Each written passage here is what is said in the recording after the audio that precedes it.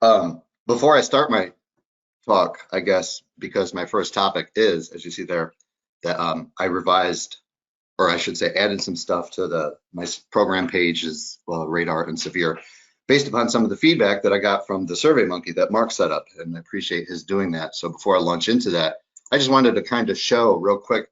So first, under the severe weather one, this was by far the most demanded radar cheat sheets, and this is all actually stuff that Victoria and or Jordan gave me. Just really good, useful stuff, but the caveat back in my PowerPoint is don't wait till an event to read over this stuff. The radar training school is not what it was when we went through it in DLOC. There's some really detailed and, in my opinion, complicated stuff. I mean, I still have trouble getting my head around the so-called 3 ingredients method. So go over it, and if you have questions, ask me, because I probably won't even know the answer, and we might learn a little something together. Also, on the radar page, I added some stuff. Well, again, in the interest of time, but people were asking about some more procedural stuff at the radar itself, things like changing the VCP, changing the PRF. That is it's on the bottom of the radar page in the very long, from the next red rock. It's a very long user guide. Most of the stuff that we need is down at the end. I think it's way too long for anybody to look through, so I'm going to call out some of those procedures. And people were also asking about graphical depictions of VCPs that I put on the very top of the radar page. Whoops. Slideshow. So that was my first topic. So that's that slide. Boom. I got this off of a CLC module that I was taking on a quiet weather day. SPC has a really neat new experimental tool on their experimental page called SCRAM, the Statistical Severe Convective Risk Assessment Model. It is one of the largest thunderstorm databases that they've ever had. And in a nutshell, here's the nuts and bolts of it.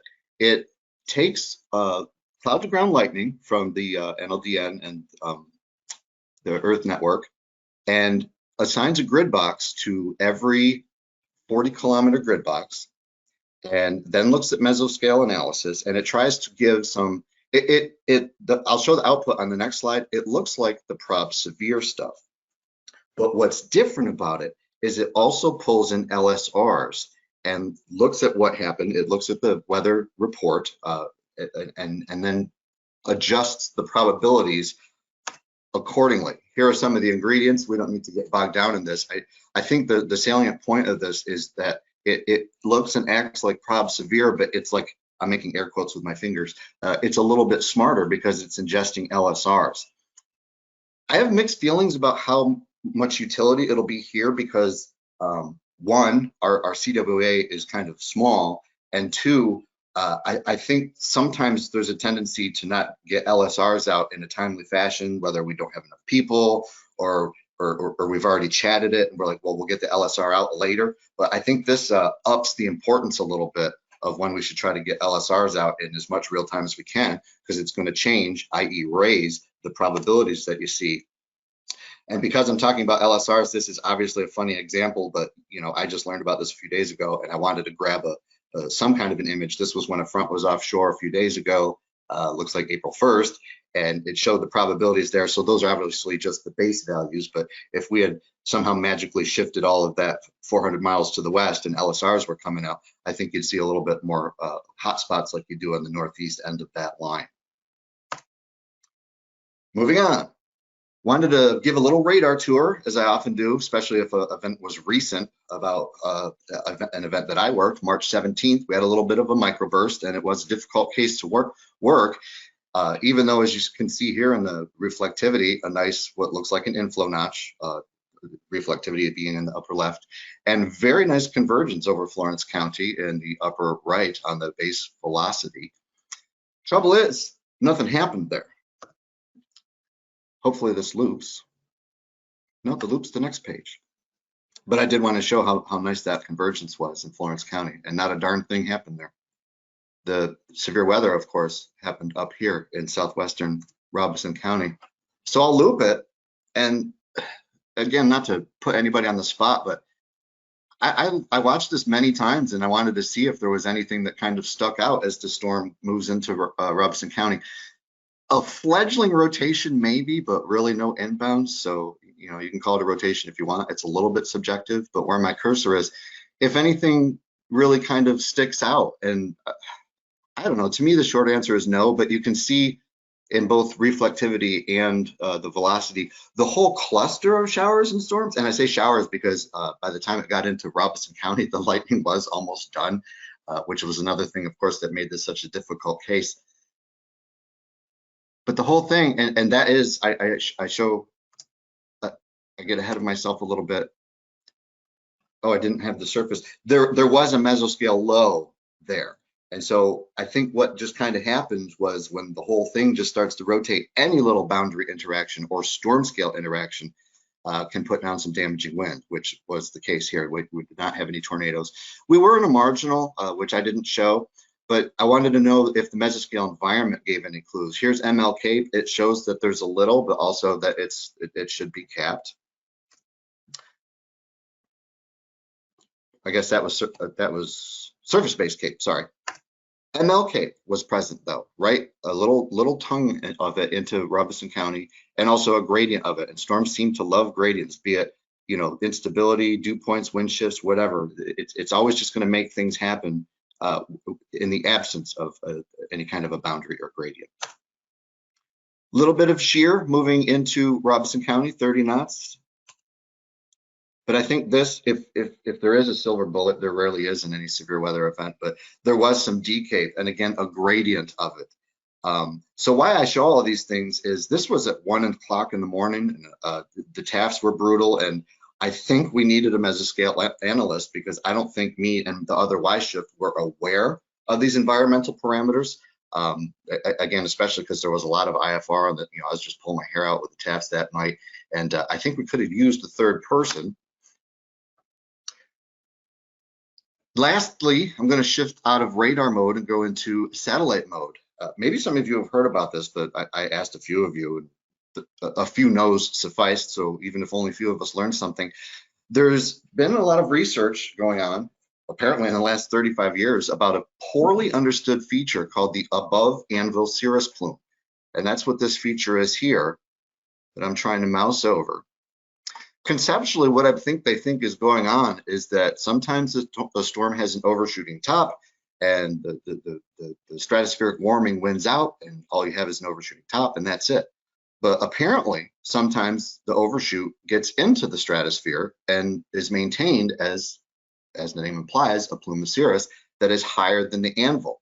Now, this, of course, because I grabbed this picture, this is the most picturesque, beautiful example of this feature. It's usually a lot more subtle, and I do have a couple of examples that follow, and I know this is a lot of text to read, but the underlined is that they're not really sure why some storms just stop at having an overshooting top, and some develop above anvil cirrus plumes. But the statistics, oh wait, I didn't get to the statistics. Visible in the upper left.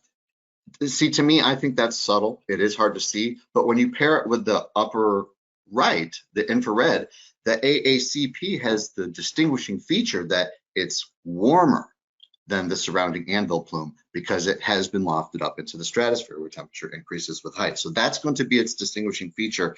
Again, unvisible, you know, maybe I'm getting old. I don't think these are very evident unvisible, but if you look at both atmospheric windows at the same time, you're more likely to be able to discern the feature. Well, then why do I even show it? Okay, it's rare. In this study that they conducted, it only had only 405 out of the 485 storms exhibited the AACP, 8%, so very, very small norms. But those storms that did have it generated 14 times the number of severe reports, and it averaged 30 minutes before the severe weather occurred.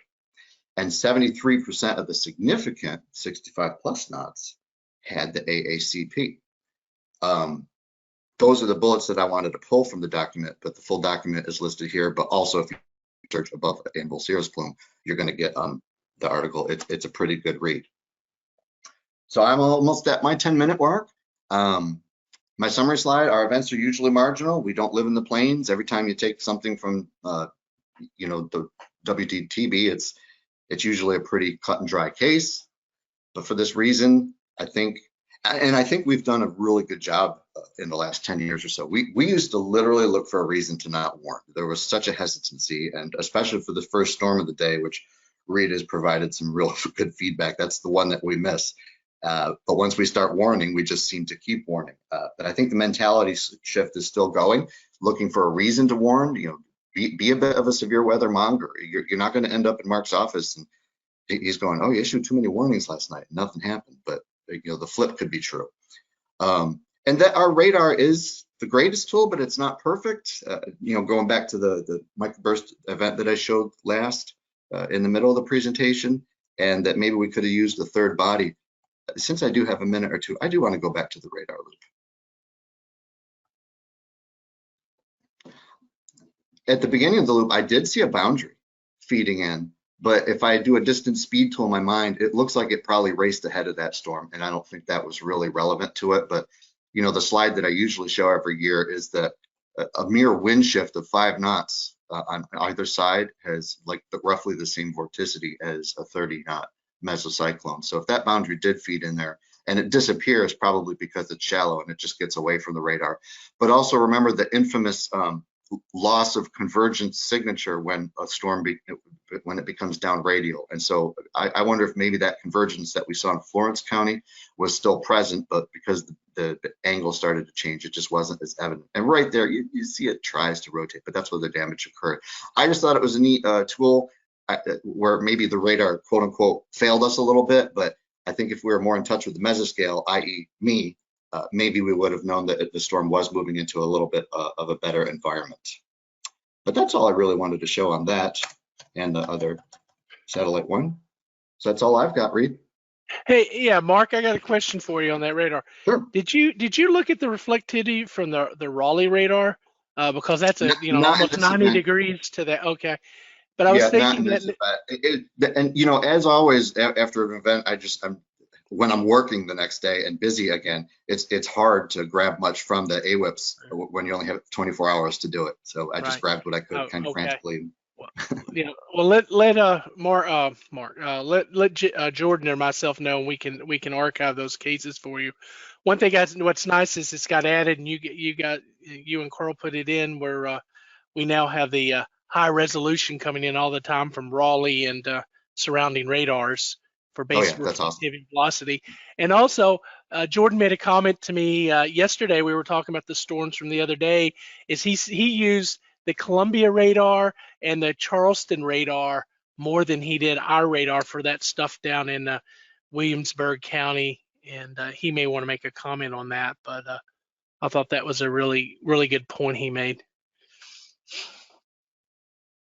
Yeah, with that stuff coming in on the SBN now, I would highly recommend you integrate it into any procedures that we have for severe weather, because being able to just click a couple of keypad buttons and flip to different radars and get a different view of the storm has been really helpful for the past couple of days.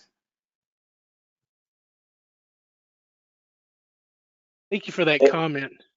One thing that I do is I have different like CWA outline colors for the different radars so that I know which one I'm looking at right away. And I also have them in the side panel so I can flip right away. I think I have Raleigh blue, Charleston's red, Columbia's white, and then ours is yellow. And Morehead City, I think I forget what color I used for Morehead City. But yeah, that's one thing that I do so I can quickly know where I'm looking at.